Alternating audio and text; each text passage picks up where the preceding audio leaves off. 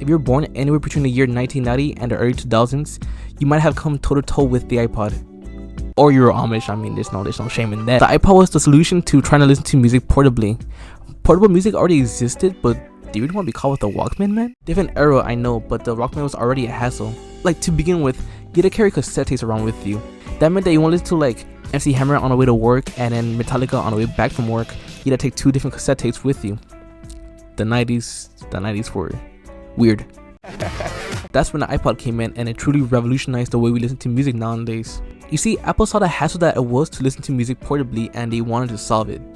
And even though Steve Jobs wasn't the one to like think of the idea, because I think prior to the iPod there was like people trying to make it, Steve Jobs or Apple were the first one to really make it possible. And thus Apple created the first iPod. Now going forward, you need to keep in mind there's 2 different kinds of iPods. There's these iPods that just play music and that's all they do. What else did you want? It was 1997. Wasn't it? I didn't write the date down, but I think it was like 1997. Then there was these bad boys, aka the I'm taking off for a phone but it's 2008 and I need to occupy myself with something. iPods, aka the iPod Touch for us cool kids. This iPod, aka the iPod Classic nowadays, was the first one to come out, and it really did change everything. Like literally. You're able to buy music from the iTunes.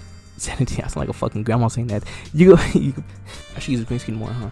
You can buy music from the computer on iTunes, send it to your iPod, and boom, you can listen to Akon on the way to school. The 2000s were also really weird, huh? Of course, during this time, a lot of people were like illegally downloading the music, but I mean, who cares? It's the future now, old man. We take a lot of things for granted nowadays. Like nowadays, you can go from one song to a whole different song by a whole different artist from a whole different era because you queued it. Back then, you couldn't queue music. What that meant though was that if you like this one song from this one album, you had to take the tape with you. There was no just take a single tape. Well, they had singles tapes, but why would you take just one song to take the whole album? Fuck it. What that means for us cool people is that even though you liked Only My Best Friend's Girl, you still gotta take I'm a Part of Your World with you. That's a shout out to all 4 of the car fans out there. Hey, we're losing numbers.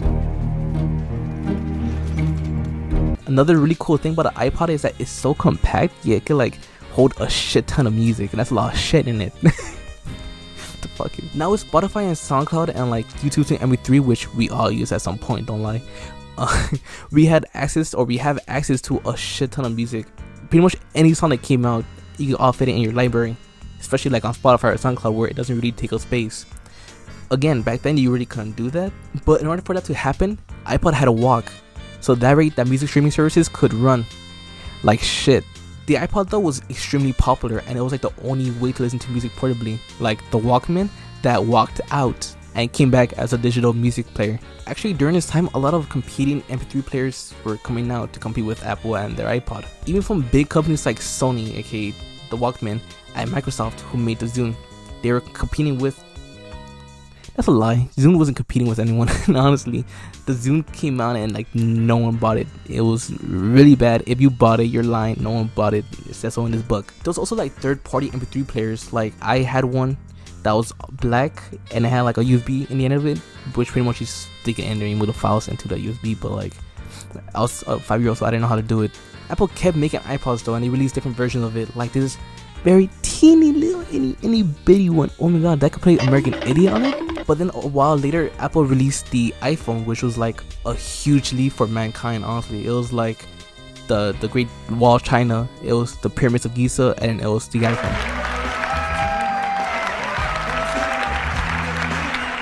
But along with the iPhone, they also introduced months later the iPod Touch, aka it's 2004, and or whatever the fuck I said earlier. It's pretty much a stripped down iPhone, like I'm not gonna lie, but it did bring in some new things. Like it brought in Safari and YouTube, which at the time were kind of new and like big.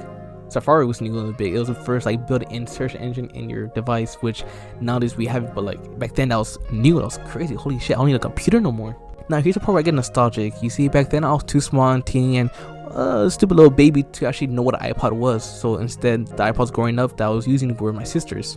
Now she had the iPod Shuffle, which, a funny story about that, she had a song by Ice Cube called Go to Church, and I heard a song on a road trip and on the way back, and now I don't like Ice Cube because God, I got sick of his fucking voice. Shit, I fuck your ass. Now, more importantly, she had the iPod touches.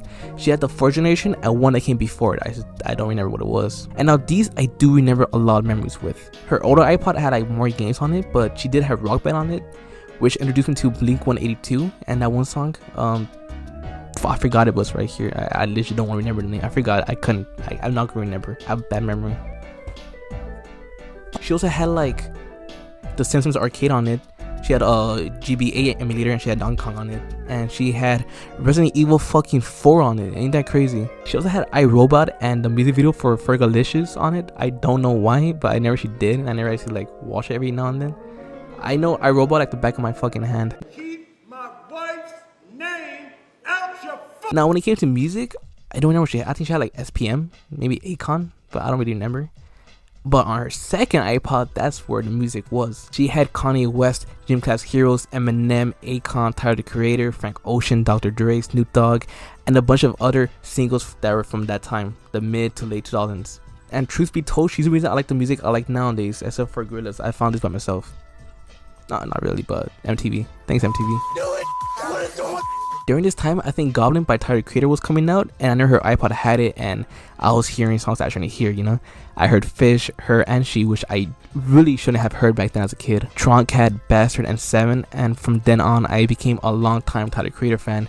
I was there in almost all his album releases, except Cherry Bomb, but I don't think no one was. She also made me a big Eminem fan. I mean, she had songs like My Name Is, Stan, not my name is Stan, but my name / Stan / Bitch Please 2, The Way I Am. She had Cupid's Chokehold by Gym Class Heroes, Gin and Juice by Snoop Dogg, Heartless by Kanye West. While I wouldn't consider rap my favorite genre of music, I have a lot of respect for it because of my sister and her iPods. She also had this game called Vector on it, which was fucking sick. Like, holy, look at him jump. Now, here's a part where we get sad and we talk about hi, how are you doing?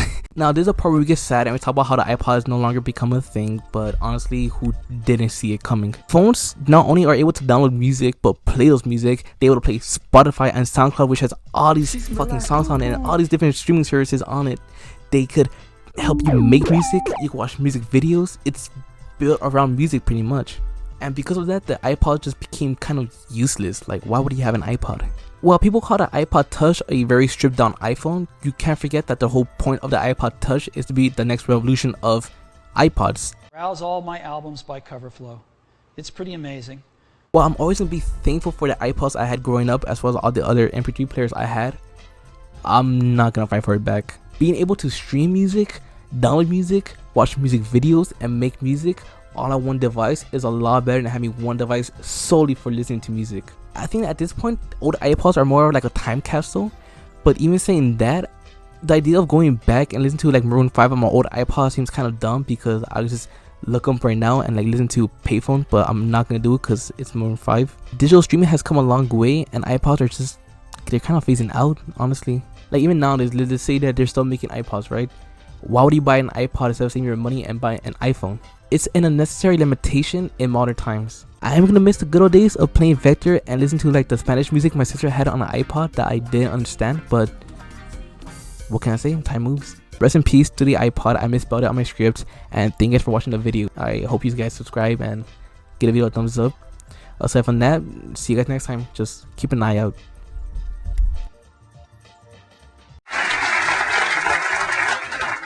The goal of that ad is obviously to tell the world that there's something new about digital music from Apple.